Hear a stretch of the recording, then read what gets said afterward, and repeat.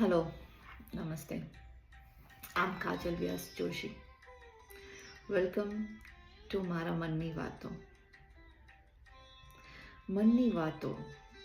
આપણે આખા દિવસમાં કેટલી બધી એવી વાતો હોય છે જે આપણે કોઈ સાથે કહી નથી શકતા, શબ્દોમાં વ્યક્ત નથી કરી શકતા. અને ઘણીવાર એવું થાય છે કે શબ્દોમાં વ્યક્ત ન કરી શકીએ એટલે પાછળથી પછી કાં તો પછતાવવું પડે, કાં તો એની માટે મોટી કિંમત ચૂકવવી પડે.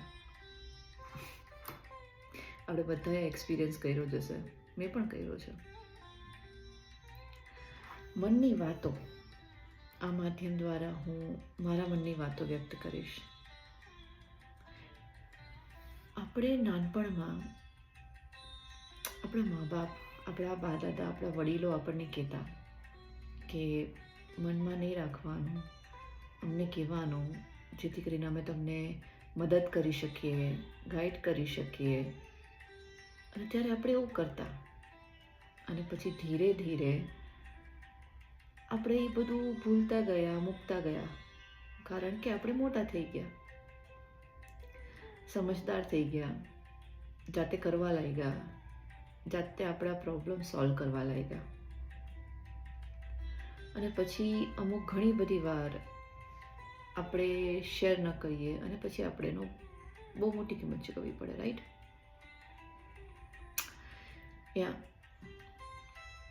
આજે વેલેન્ટાઇન્સ ડે છે, પ્રેમ વ્યક્ત કરવાનો દિવસ.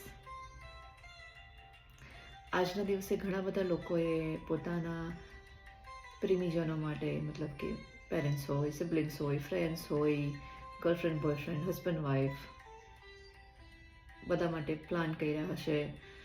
Dinner, special surprise, special gift. પણ કોઈએ પોતાની જાત માટે શું પ્રિપેર કર્યું? તમે તમારી જાતને વેલેન્ટાઇન્સ ડે વિશ કર્યું? પોતાની જાતને આજે ખુશ કરવા માટે શું કર્યું? કોઈ એવા બે શબ્દો કીધા? નહીં. C, this is what it is.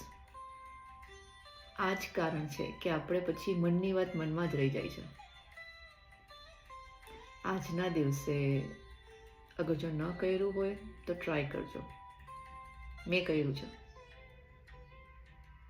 પોતાની જાતને અરીસા સામે ઊભી રાખી, આંખમાં આંખ નાખીને પૂછજો ખાલી એક સવાલ, તો કેમ છે? અને પછી 30 સેકન્ડનો પોઝ લેજો હરેક સવાલ પછી. જવાબ શબ્દોમાં વ્યક્ત નહીં કરવો પડે, આંખમાં દેખાઈ જશે.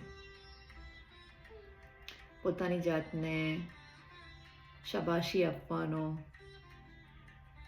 વખાણ કરવાના,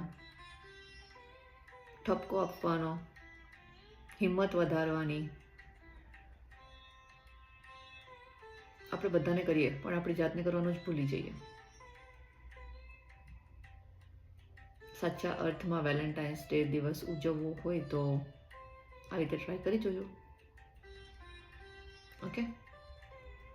અને જો તમને આ ગમી હોય મનની વાતો, તો આપણે નેક્સ્ટ વીક પાછા મળશું.